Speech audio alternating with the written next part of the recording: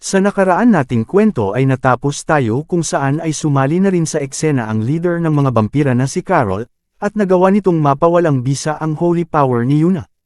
Pagpapatuloy, lumipat ang kaganapan sa isang masukal na kagubatan kung saan naruroon ang nakasumbrerong vampira na hawak-hawak ang walang malay na si Kyung-jin, at mayroong isang nilalang ang mabilis na papalapit sa kanila. Ito ay walang iba kundi si Young-jun na nakangiti dahil kanya nang natagpuan ang kinaroroonan ng kanyang kasama. Nang walang pag-aalinlangan ay kaagad na niyang inatake ang kamay ng kanilang kalaban upang mabitawan nito ang kanyang kasama. Nang kanya na itong natamaan ay bigla na lang may nangyari na hindi niya inaasahan, at ang kamay ng kanyang kalaban ay bigla na lang naging isang maitim na usok at dumaan lang sa pagitan nito ang kanyang punyal. Pagkatapos ay bigla na lang itong naglaho dahilan ng unti-unting pagkabagsak ng walang malay na si Kyung-jin. Bago pa man ito tuluyang bumagsak sa lupa, ay mabilis na niya itong sinalo, habang nagtataka na tinitigan ang naging usok at lumalayo niyang kalaban. Naging seryoso bigla ang kanyang mukha at napapatanong sa sarili kung usok ba ang kanyang nakita. Dahil hindi niya rin naramdaman na ito ay kanyang natamaan. Dagdag pa niya na ito ay bigla na lang nawala patungo sa kadiliman, habang inaalalayan pa rin si Kyung-jin. Kasunod nito ay kanya na itong dahan-dahan na inilapag sa lupa, at pilit na ginigising at kinukumusta ang walang malay na si Kyung-jin, at siya ay nag-aalala dahil kung mayroon man na mangyayari ditong masama, ay hindi ni Hyunwook ibibigay sa kanya ang ipinangako nitong whiskey. Maya-maya lang ay bigla na lang sumulpot sa kanyang likuran ang kanyang kalaban upang siya ay palihim na atakihin, at ito ay mabilis niya namang naiwasan habang buhat-buhat pa rin si Kyung-jin. Sa halip na kabahan ay kanya pa itong sarkastikong tinitigan, at kinut siya na masyado itong mabagal. Sa isang iglap lang ay mabilis na itong nakalayo mula sa kanyang kinaroroonan, na dala-dala pa rin ang walang malay niyang kasama. Ngunit siya ay nagulat ng kanyang naramdaman ang panganib mula sa kanyang likuran, at kanyang tinitigan ang espada ng kalaban na malapit nang tumama sa kanya. Kaya napasabi na lang siya sa sarili na sumasabay pa sa kanyang bilis ang nilalang na ito. Pagkatapos ay kaagad na siyang kumilos upang ito ay maiwasan ngunit nagawa pa rin siya nitong madaplisan. Sa kanya namang nasaksihan na bilis at liksi ni Young-jun, ay kanya nang napagtanto na ang kanyang kinakalaban ay ang kandidato sa pagiging Sword Saint. At kanyang nasabi kay Young-jun na kaya naman pala na ang kanilang ipinadala na grupo sa loob ng AMT ay natalo, ngunit pagdating sa kanya ito raw ay magiging walang kwenta. Dahil ayon sa kanya hindi naman raw siya nasusugatan, at ang kakayahan ni Young-jun ay magiging sayang lang kung ito ay kanyang papatayin. Kaya dahil wala siyang hiya ay kanya na itong inimbita na sumali sa kanila habang inaabot pa kay Young-jun ang kanyang mga kamay. Dagdag pa niya na kung makukuha nito ang kapangyarihan ng vampira, ay magagawa niyang tumayo sa pinakatuktok ng mundo. Kung saan ay seryoso naman siyang tinitigan ni Young-jun at ito ay hindi nakapagsalita. Pahabol pa niyang pang-aakit dito, na ito ay magiging isa rin sa mapipili katulad niya. Subalit sa kabila ng kanyang mga sinabi ay nakatanggap lang siya ng isang malutong na mura mula kay Young-jun, at tigilan na niya ang kanyang sinasabi na mga walang kwenta, at kung paano raw niya mababayaran ang kanyang A-rank na uniform. Sa huli ay wala siyang napala, kaya napasabi na lang siya na kung isa bang tanga si Young-jun. Ayon sa kanya dahil ang pagsasalita lang ay hindi sapat para maintindihan nito ang kanyang sinasabi, sabay palabas na ng kanyang kasanayan na isang Soil of Akron. Ang Soil of Akron ay may kapangyarihan na hilahin pababa ang mga may buhay gamit ang Corrupted Soil of Akron, ang ilog na tinatawid ng mga namamatay patungo sa kabilang buhay. At ito ay kumalat sa malawak na kagubatan, kaya si Young-jun ay napapasabi na lang na kung ano ito, ang lahat ng lupa na kanyang inaapakan ay naging malambot.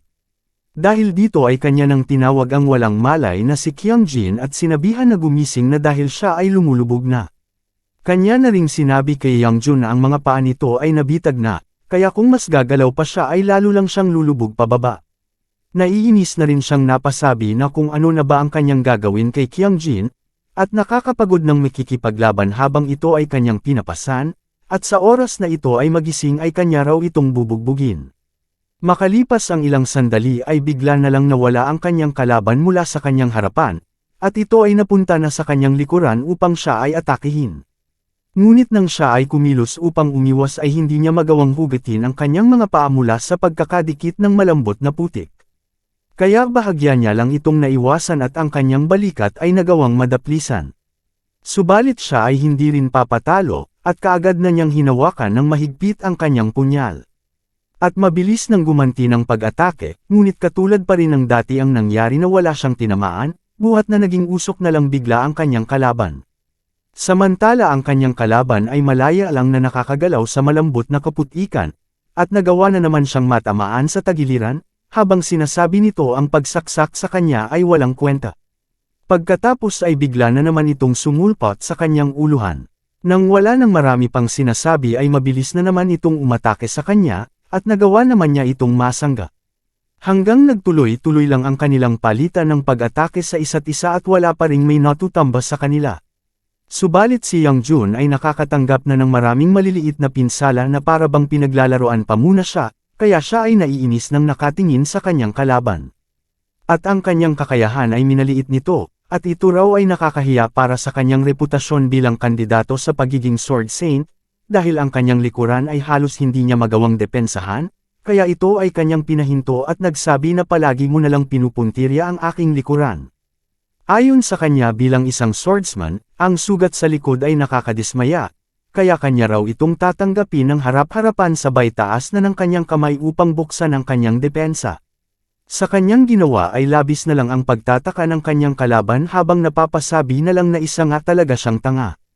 At ito ay bahagyang natigilan at nagsasabi na hindi siya makapaniwala na kanyang naisipan na gawin ang isang baliw na maging isa sa kanila at ito ay labis na nakakadismaya, nang hindi niya napapansin na nakalayo na sila mula sa natutulog na si Kyungjin. Simula umpisa ito talaga ang plano ni Yang Jun, kaya niya sinasabayan ang kanyang kalaban para mawala na sa isipan nito ang tungkol sa kanyang kasama. Kaya siya ngayon ay nakangiti na dahil ito ay hindi na makakasagabal sa kanila, at nagpasalamat buhat ng madali lang raw niya napakagat ang kanyang kalaban sa kanyang palabas. Pagkalipas ng ilang sandaling pag-iisip ay nagsalita na ang vampira na tama na raw ang mga pangbabala nito, at si Yang Jun raw ay malas dahil siya pa ang nakalaban nito.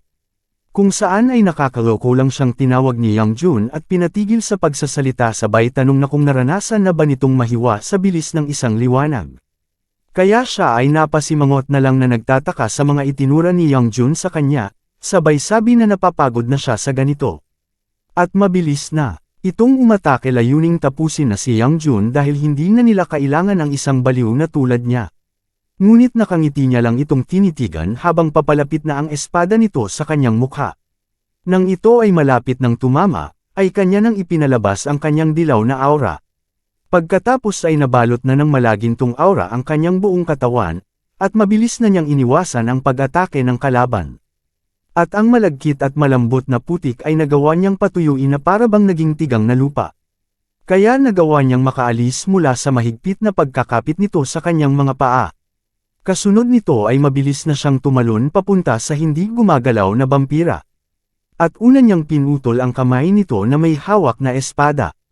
Sa pagkakataong ito ay matagumpay na niyang nahiwa ito nang hindi nito namamalayan, dahil sa bilis na kanyang ipinapakita. Pagkatapos ay kanya pa itong sinundan sa iba't ibang bahagi ng katawan, dahilan ng pagsigaw nito. Hindi pa siya nakontento, at kanya pang itinutok ang kanyang punyal sa bunganga nito. Bakas sa kanyang mukha ang pagiging walang awa, ay kanya na itong tinuluyan ng mapatahimik na ito ng tuluyan. At ang kaninang puno ng kumpiyansa na hindi raw siyang magagawang mahiwa, ngayon ay nakahandusay na sa lupa. Napasabi na lang si Yang Jun na gumamit siya ng punyal na walang divine power, kaya ito ay mas masakit, ngunit iyan ay hindi pa rin sapat para patayin ito, at kanyang naisip na kailangan niya siguro wasakin muna ang totem. Kahit siya ay guti-guti na ay nagagawa pa rin niyang magsalita, at siya ay hindi makapaniwala na nagawa siyang mapinsala ng isang baliw, at ito raw ay isang pandaraya. Kaagad naman siyang nilapitan ni Yang Jun at sarkastikong nginitian, sabay sabi na hindi ba ikaw ay may magaspang na dila, bakit ka naman nagpipigil sa oras na ito? Dagdag pa niya na wala namang espesyal sa kanyang ginawa, dahil hiniwalang naman niya ito sa bilis ng liwanag. Kaya ang kaninang puno ng kay-abangan, ngayon ay naging mukhang gutom na daga. Upang matahimik na ng tuluyan ang maingay nitong bunganga, ay muli na niyang ipinalabas ang malaginto niyang aura, habang hinahawakan ng mahigpit ang kanyang punyal. At sa isang iglap lang ay kanya na itong pinaulanan ng hindi mabilang na pag-atake mula sa bawat direksyon. Hanggang tuluyan na itong naging parang abo sa pagkapino, at wala nang makikitang bakas ng kanyang katawan dito.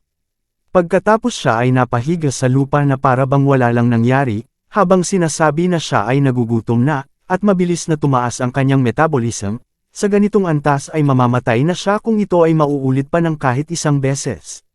Bumalik na ang eksena sa lokasyon nila Yuna, kung saan ay nahihirapan na siyang tumayo, habang humaharap sa naghahandang haunted armor na umatake sa kanya. Kaya siya ay natutulala na lang, at nakakaramdam na rin ng pagkabahala, dahil batid na niya na wala na siyang kakayahan upang ito ay masangga. At ang pag-atake ng dambuhalang haunted armor ay malapit nang tumama sa kanya, ngunit parang hindi pa dito magtatapos ang kanyang kabanata, buhat ng mga matutulis na bakal na papalapit na rin sa umaatake sa kanya. Bago pa man siya matamaan ay nagawa na itong maunahan ng mga matutulis na bakal sa katawan, dahilan ng paglihis ng espada nito, at ito ay tumama lang sa lupa na nasa bandang uluhan ni Yuna. Sa pangalawang pagkakataon ay muli na namang nailigtas ni Hyunwook si Yuna mula sa kapahamakan. Mula sa warp zone, siya ay tumalon upang puntahan ang kanyang mga kasamahan. Kasabay ng pagkawala ng warp zone ay ang pagdaos-daos niya ng mabilis pababa patungo sa kanilang lokasyon. Kaya si Carol ay nagtataka kung sino na naman itong sumingit sa eksena na may pa-intro pa, dahil unang beses niya palang ito nakita. Ganun din si Yuna ay bigla na lang natulala, na para bang nakakita ng gwapong artista, at mukhang na love at first sight lang siya sa ating bida. Maging ang kanyang kasama ay sumabay na lang din sa dalawa, dahil wala naman silang ginagawa. Sa kanyang pagdating ay kaagad niyang hinanap sa vampira kung nasaan na ang kanyang kasama na hinahabol nila. Hindi naman nakasagot si Carol sa kanya, sa halip ito ay nag-iisip kung sino kaya siya. Nang gagalaiti niyang naalala ang masaklap na sinapit ni Lee Won-suk mula sa kamay ng kasama nitong vampira. Dahil ito ay hindi sumagot sa kanyang tanong, ay pag-alit na niyang inulit na kung nasaan na ang kanyang squad member. Samantala ang mga naglalakihang haunted armor ay unti-unti na namang humahakbang pasulong papunta sa kanyang mga kasama. Kaya nakangiti na lang na napasabi si Carol, parang hindi ni Hyunwook alam ang sitwasyon na kanyang kinalalagyan. Sa halip na mag-alala sa isang kasama na maaaring patay na, bakit hindi na lang niya aasikasuhin ang mga nasa harapan niya na maaaring mamatay kahit anong oras?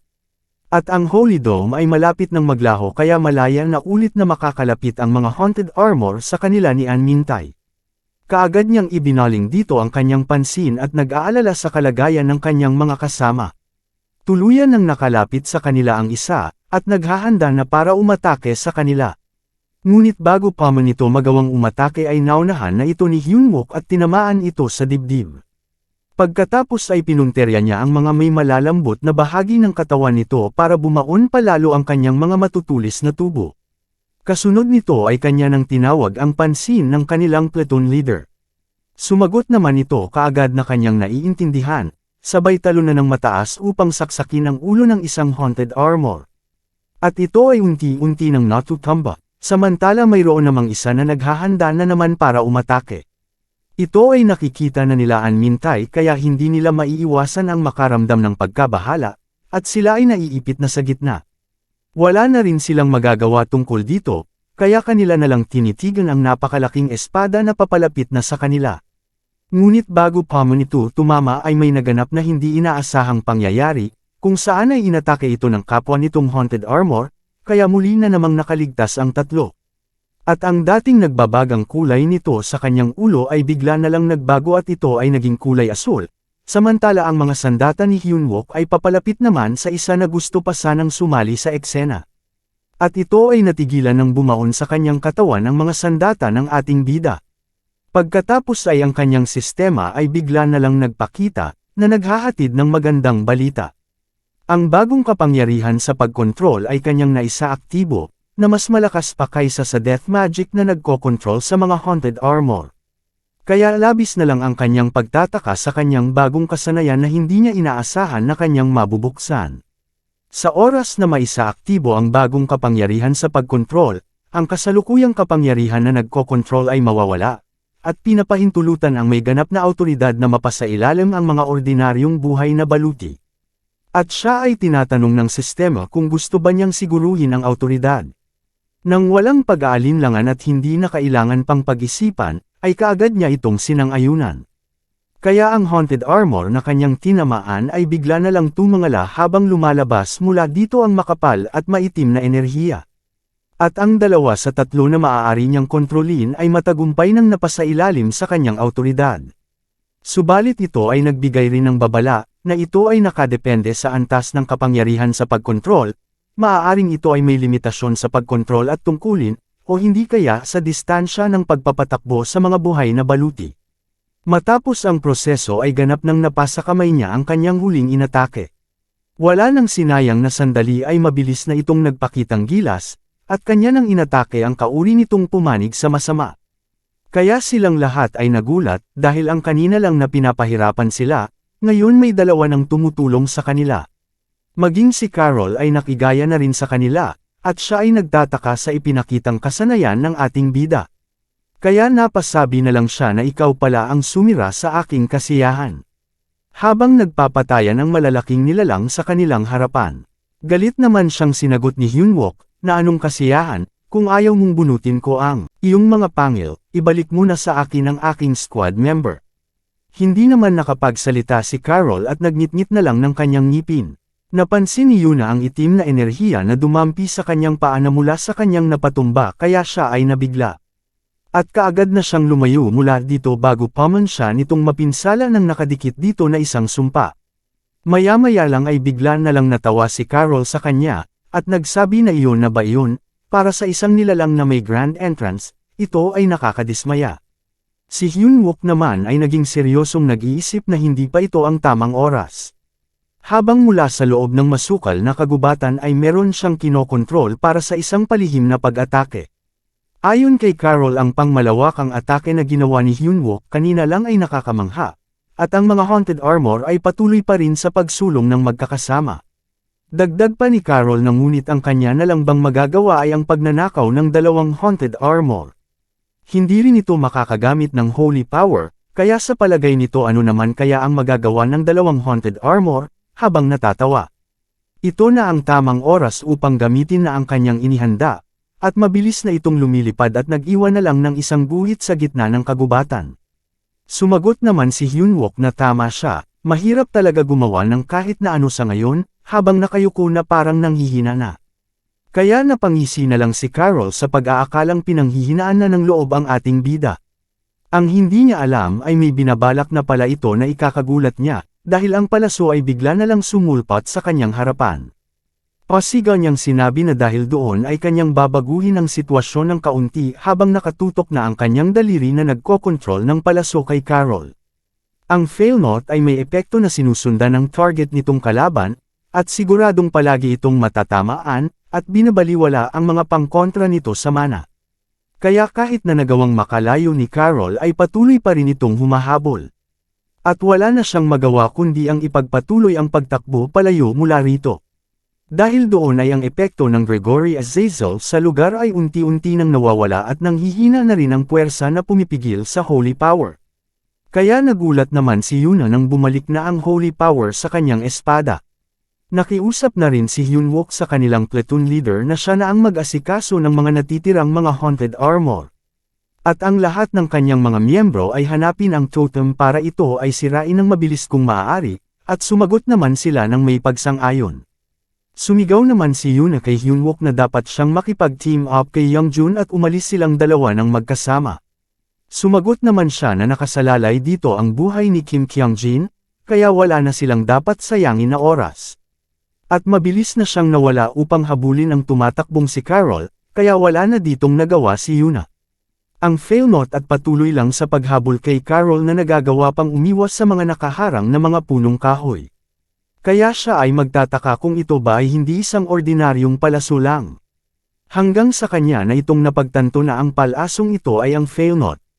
Gamit ng kanyang skill chain ay mabilis niyang sinusundan ang nakalayo na niyang kalaban. Ngunit siya ay naiinis dahil ito ay nawala na mula sa kanyang paningin, sabay gamit na ng kanyang kasanayan na metal detection. Hanggang sa kanyang naramdaman ang presensya ng fail note na walang tigil na humahabol kay Carol, dahilan na kanya nang nalaman ang lokasyon ng kanyang sinusundan.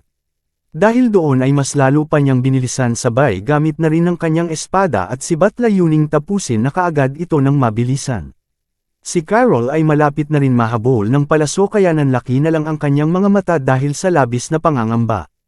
At wala na siyang magagawa dahil tuluyan na itong nakalapit sa kanya, at hindi na siya dito makakawala. Hanggang tumama na ito sa kanyang suot-suot na kwentes. Pagkatapos ay nagsilabasa na ang napakaraming dugo sa kanyang likuran na parang hindi naman ito pangkaraniwan, at si Hyunwook ay nakahabol na rin sa kanya at ginamit na niya ang kasanayan ng kanyang sibat para sa pangwakas na atake, habang sinasabi na ibalik nito ang kanyang squad member. Kasunod nito ay kanya na itong winasiwas patungo kay Carol na patuloy pa rin sa pagpapalabas ng mga dugo sa kanyang likuran. Maging ang kanyang Cloud Blade at kanyang punyal ay mabilis na ring nagtutungo sa katawan nito. Subalit ang makapal na dugo na lumalabas sa kanyang likuran ay bigla na lang pinigilan ang kanyang mga sandata. Ang Failnaught ay nagawa rin pala niyang mapigilan, at nakagawa lang ito ng maliit na pinsala sa kanyang malaking kwentes na naglalabas ng dilaw na enerhiya.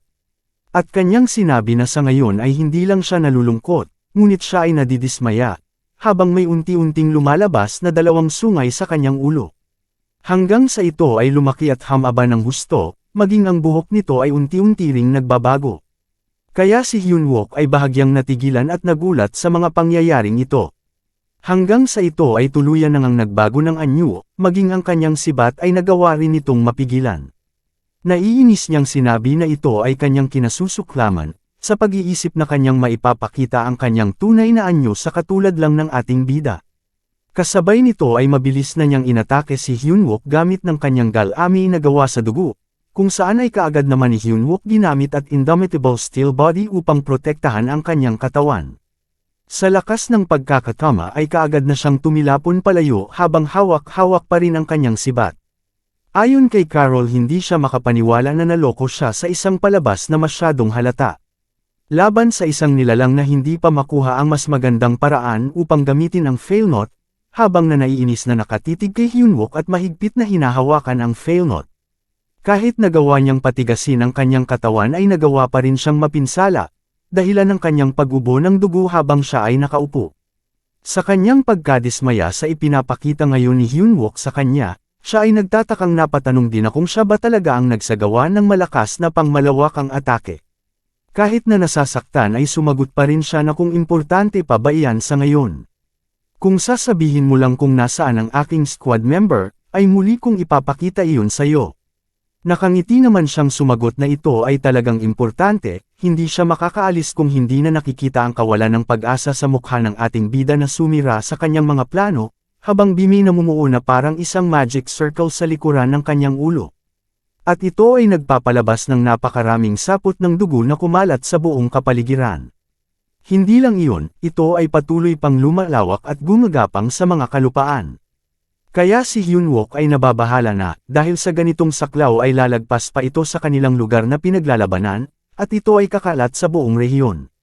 Kanya na ring naisipan na ito ay pinagplanuhan at pinaghandaan talaga mula sa umpisa, at ano naman kaya ang sinusubukang gawin ng mga bastardong ito. Hanggang bumaba na ito ng bundok at umabot na sa lugar ng mga opisyal. Pagkatapos ay dumikit na ang mga sapot na ito sa katawan ng mga namatay na opisyal. Maya-maya lang unti-unti na rin silang tumatayo at nagkakaroon na ng kamalayan. Hanggang sa sila ay tuluyan ng naging bampira dulot ng mga sapot na dumikit sa kanilang mga patay na katawan. Sinabi ni Carol sa kanya na makikita niya rin mamaya ang kanyang kasama na desperado niyang hinahanap simula pa kanina. Maging sa underground bunker ay umabot na rin ang sapot na gawa ni Carol, at patuloy pa rin itong gumagapang papasok. Hanggang sa ito ay umabot na rin sa bangkay ni Lee Won-sok. At silang dalawa ay nagkatitigan lang sa isa't isa habang nauutol na sinasabi ni Hyunwook na huwag mong sabihin na. Kaagad naman ang yumuko sa kanya si Carol at natutuwa niyang sinabi, na dahil sila ay pinaslang ng aking mga kasama, ay hindi ka masyadong matutuwa sa oras na sila ay yun ang makikita. Kaya napasigaw na lang si Hyunwook dahil sa sobrang galit at pinapatigil na niya ang ginagawa ni Carol sa kanyang mga kasama. Sarkastiko naman siyang sinagot ni Carol na kung ano naman ang kanyang problema, kung pinapahalagahan mo ng lubos ang iyong kasama, ay dapat mo sila muling patayin gamit ng iyong sariling mga kamay.